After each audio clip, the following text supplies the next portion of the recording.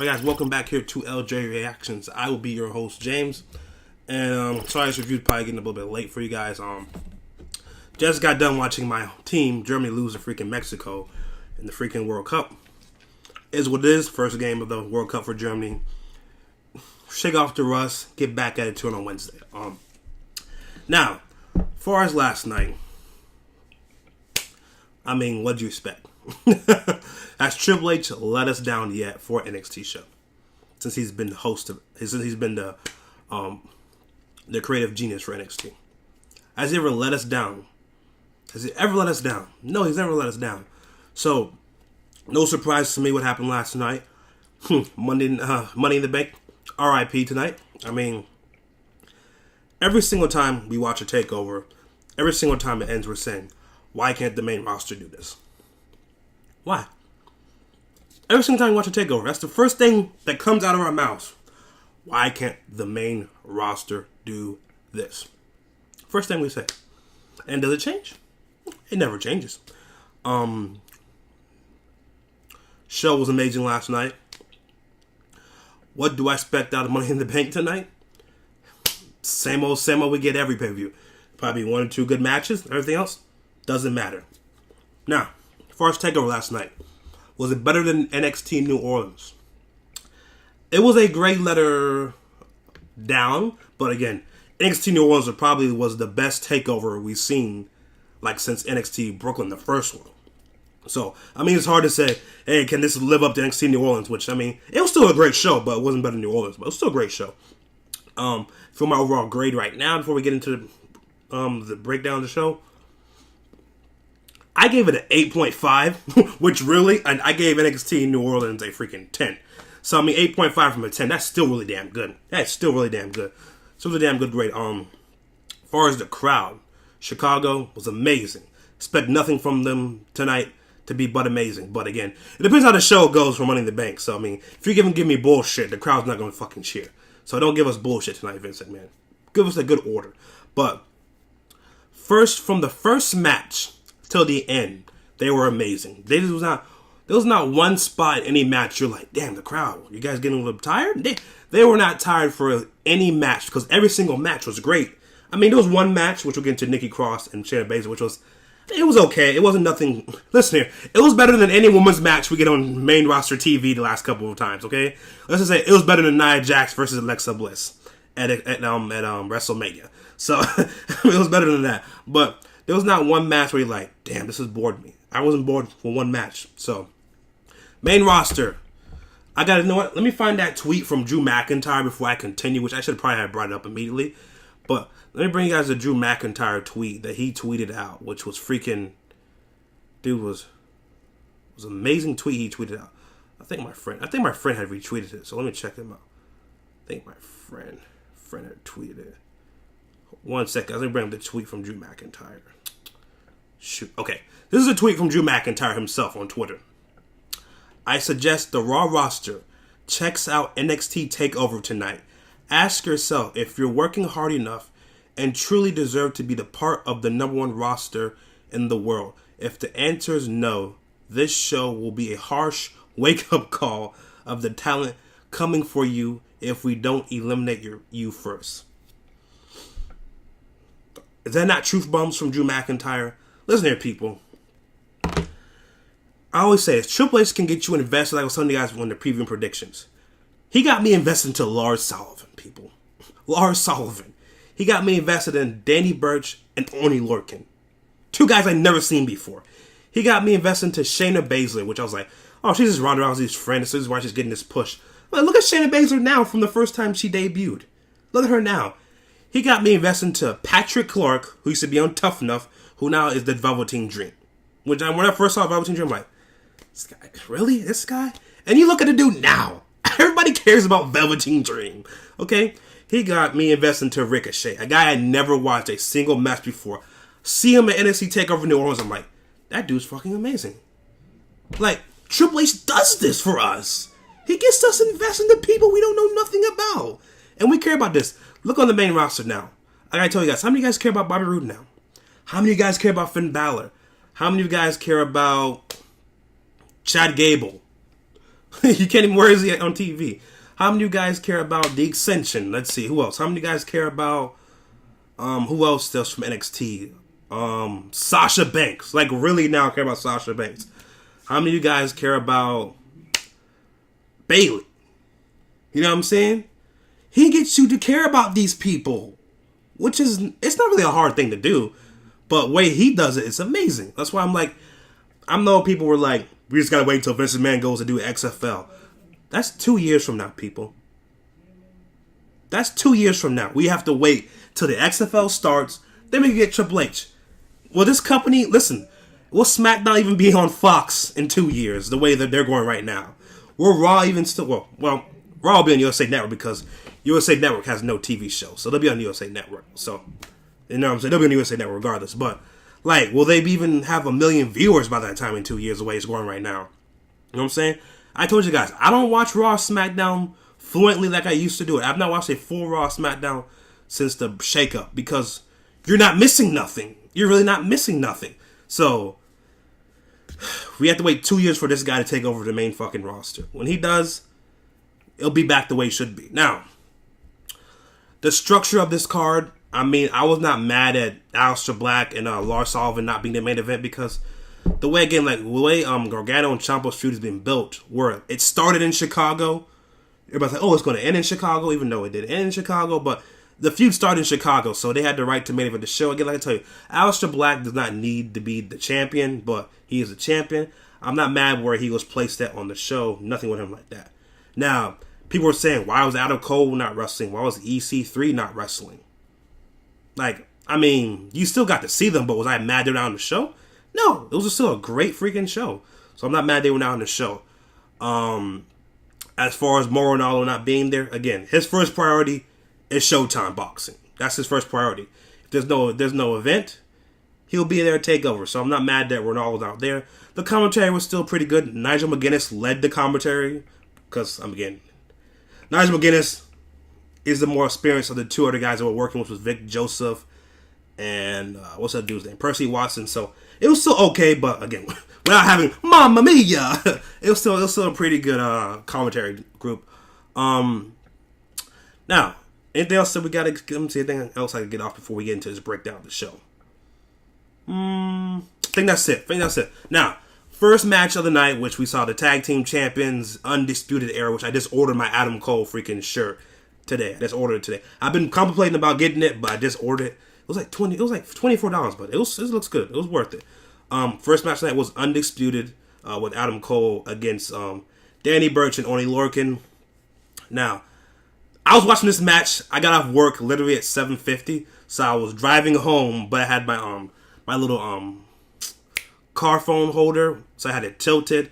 I was watching it while I was driving. I got home right before it ended, though. So it was like 3 minutes before it ended. I got home, but for what I was watching, it was a very good, hard-hitting match. I mean, Danny Burch and Oney Lorcan. Again, Chicago's a smart mark city, so they were cheering for Undisputed the whole show. Which anytime that Danny Burch and Oney Lorcan had any upper hand on the Undisputed, they were like booing, boo. Even when Adam Cole got thrown out from the for like breaking up a pinfall, they're like, boo, ref, you suck, ref, you suck. So anytime you could clearly see they were big fans for Undisputed. That this was the only match I got wrong on the show, which I was like, there's no way Triple H is going to have a whole show with no title changes happen. But again, this is the only match I got wrong prediction wise. But it was a great match. It was great hard hitting matches. It was a great hard hitting match. It was a great near falls. It was Danny Burke and Oney Lorcan. Very impressed by them. This made you care about them. Again, like I said, they did not win the match. Listen here, they were being booed the whole match because they want Undisputed to win, which they did win. So the way they won, Danny Burch and Lorcan had both of them in a submission move, which I thought that was about to be it right there. They're going to tap out. But Kyle O'Reilly and Roderick Strong ended up breaking out of it. And Roderick Strong ends up getting the pinfall here, which it was a great match. And this tells you by how Triple H makes people feel, how he gets the crowd invested, how everybody cares about every single person that's in the ring. Okay, like I said, they were being booed when the match was going on. After the match ended, every single person got up, gave him a standing ovation. Because we respect what you did in the ring. That's all we ask for, Vince, is to give us nothing hard. Just give us something logical and that we can get behind and care about. So, Undisputed wins here. Where do I see them going from here? Into Brooklyn. Maybe Heavy Machinery faces them. That's what I guess is going to be. Because right now, I mean, tag team divisions is being rebuilt, but there's not that one clear team that you're like, watch out for them against Undisputed. Like, there's really nobody right now, but we'll see what Triple H gets to cook up in the kitchen to go into Brooklyn. Now, when this match came on, I was like, okay, this may be the best match of the night, but I'm like, still got Gargano and Ciampa in a street fight, but this may still be the best match of the night. Now, first, off the bat, everybody's talking about this. Velveteen Dream came out with his gear colored as Hulk Hogan, had the gimmick as Hulk Hogan. And you guys do know, Patrick Clark, which was Velveteen Dream, was eliminated from Tough Enough from Hulk Hogan when the show was on. Still, Tough Enough, yeah, you know what I'm saying? He was eliminated by Hulk Hogan. So, him coming out with the, let me see if I can get a picture of it. I'll show you guys real quick. But him coming out as Hulk Hogan, which I was like, this dude. I was like, this dude, Velveteen Dream, man. Oh my goodness. Let me see if I can find the Dream. Velveteen Dream. Okay, now, what? People's Twitter handles are just so, like, ridiculous these days, man. Let me see if I can. Dang, he hasn't tweeted nothing out, so there's no picture of him as, shoot. Ah, man. Velveteen Dream. Okay, here we go. Where's the picture? Somebody gotta have a picture. There we go. That was Velveteen Dream last night. You guys can see with the whole Hulk Hogan scarf, everything. That's how it came out last night.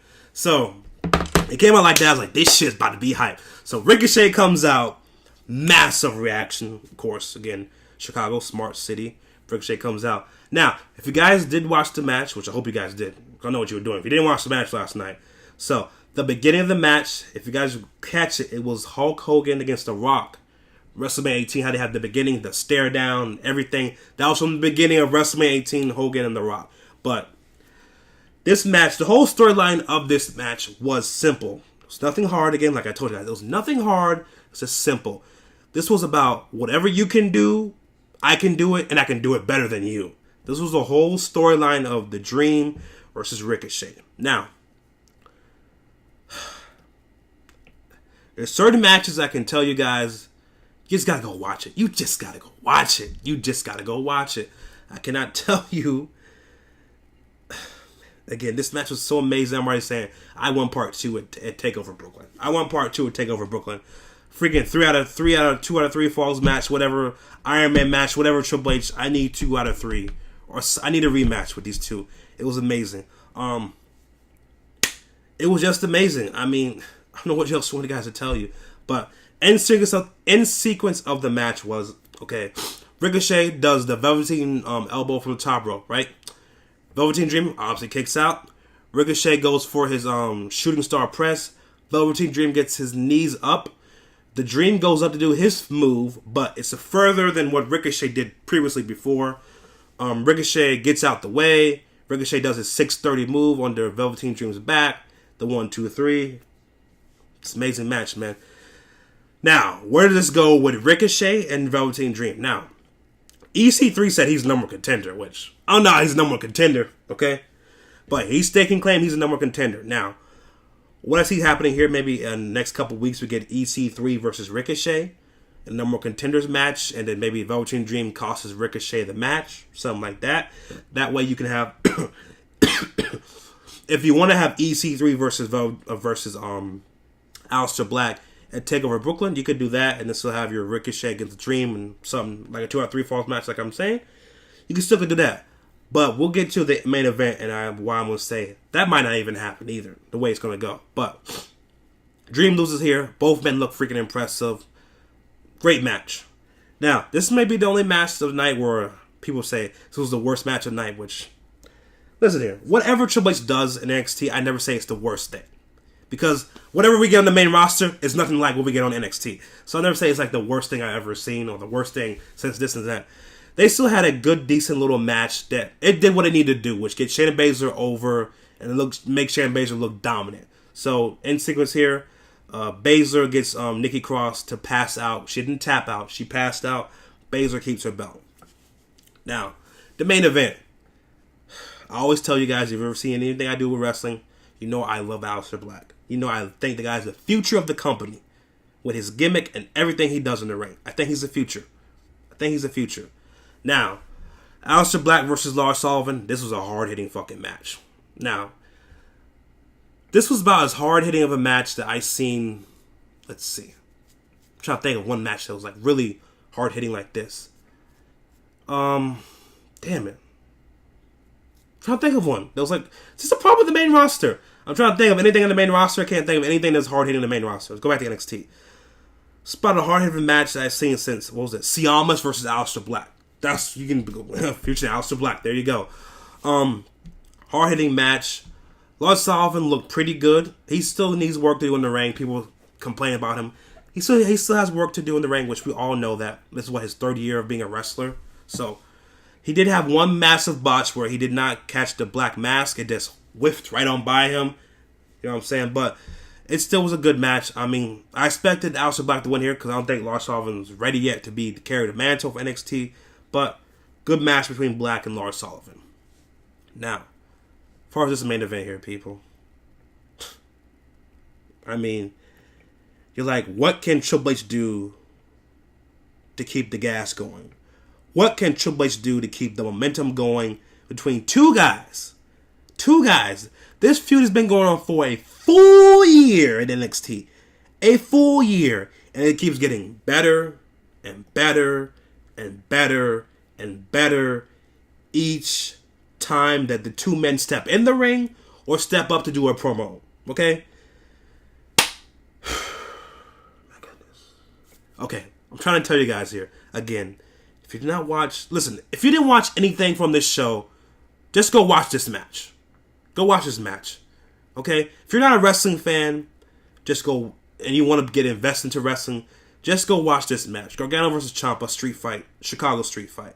Just go watch it. I mean, what do you want me to tell you guys that this... I mean, it's even though it's a modern day PG, it's not no blood. It's not no somebody going into the back of the locker room, getting put through a wall, or somebody getting body slammed on a car, or somebody getting body slammed on the roof. Nothing like that. You're not getting nothing like that.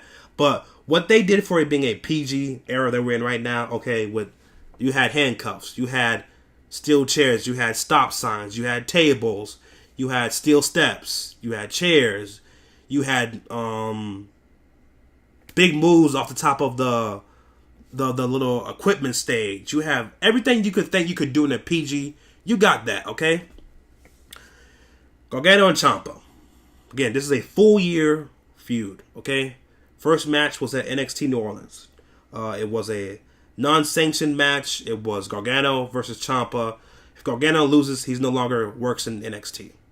Okay? Gargano won that first match. Now, I always told you guys, I see this match being their last feud being at NXT WrestleMania weekend, which is going to be in New York, okay? The problem here, we're 1-1. We're 1-1. So, how do you get Gargano and Ciampa to still go past Brooklyn? Now, everybody, what I've been seeing, I told you guys this in my predictions. I would love to see Gargano versus Ciampa in Hell in a Cell. Now, I don't know what Triple H's his end game would be, because right now the way it's shaping up, I don't know what they're going to do with Aleister Black, okay, at Brooklyn. Velveteen Dream and Ricochet, to me, are going to be having one more match at Brooklyn. Regardless, they're going to be in the match. What do you do with Lars Sullivan? I don't know. Would he get a rematch because Aleister Black? Probably not. He'll be doing something else. What do you do with Adam Cole? Do you put Adam Cole against... let's see. Adam Cole against EC3? You could do that, right? What do you do with Aleister Black? Who is he going to face? Would he already face a Keith Lee who was just brought in? That'll be too early for me. This is the idea I came up with, guys. I did not do Gargano versus Ciampa at Brooklyn singles match. What I do to keep the feud going, I think these two men have earned the right for this to be their first title shot match. All right, this is what you do. Because there's a lot of guys that are qualified for this, okay? What I would do at NXT, I would have a battle royal. Okay, you have a battle royal. Maybe you're 6 guys. You put Dream, you put Ricochet, you put EC3, you put Adam Cole, Ciampa, Gargano. Battle royal. Okay. Last 2 men are Ciampa and Gargano in the battle royal. They both get eliminated by touching their feet at the same time. Okay, that way they're both #1 contenders, right? Okay. I would do Gargano and Ciampa and Aleister Black triple threat match at Brooklyn. That way you keep the feud going, okay? You get the two hottest guys in your company for NXT, and you get your title on the line. Listen here, you can keep the feud going. Black could obviously pin maybe Ciampa or whatever you want to do, okay? That way you keep the feud going. That way you can stretch out this feud. Maybe Survivor Series, which wasn't Survivor Series War Games? I believe it was, right? So they probably have to do another War Games match. So maybe at War Games, you probably have Team Gargano versus Team Ciampa and War Games. You keep the feud going. Sometimes kind of keep the feud going. Okay? You get to, what's the next takeover event would be in Royal Rumble, right? It'll be Royal Rumble. Okay? That way you have, at Royal Rumble, Gargano and Ciampa probably have another #1 contenders match, okay? This time, Ciampa beats Gargano. Okay? And then Ciampa, if it's still Aleister Black, he'll beat Aleister Black. And then Gargano gets his #1 contendership. He earns it. Then at WrestleMania, you have Gargano, Ciampa, Hell in a Cell in the feud there for the title. Now, will this happen? Maybe. Knowing Triple H, I think he's a smart guy. I think he might take my idea at Brooklyn. That way you keep both guys in the mix. And again, right now there's not a clear #1 contender for the belt. There's not a clear guy. Okay? There's not a clear guy. So, overall, the show, it was amazing. I gave it you know what? After talking about it again, I'm bumping it up. 9 out of 10. I'm bumping up to a 9 out of 10. So, I think Triple H might take my idea. Gargano and Ciampa against Aleister Black, triple threat match for the belt. That'll be a good idea. Let me know if you guys think that would be a good idea. Let me know down in the comment section below. Don't forget to like the video, comment, subscribe. As you guys can see, right now it's Brazil's playing Switzerland, okay? And I'll be back here at 6:30 for the Money in the Bank live reactions. Catch you guys later. Like, comment, subscribe, hit the bell for notifications. Yeah. DJ the real. The way we put this shit together, you know what I mean?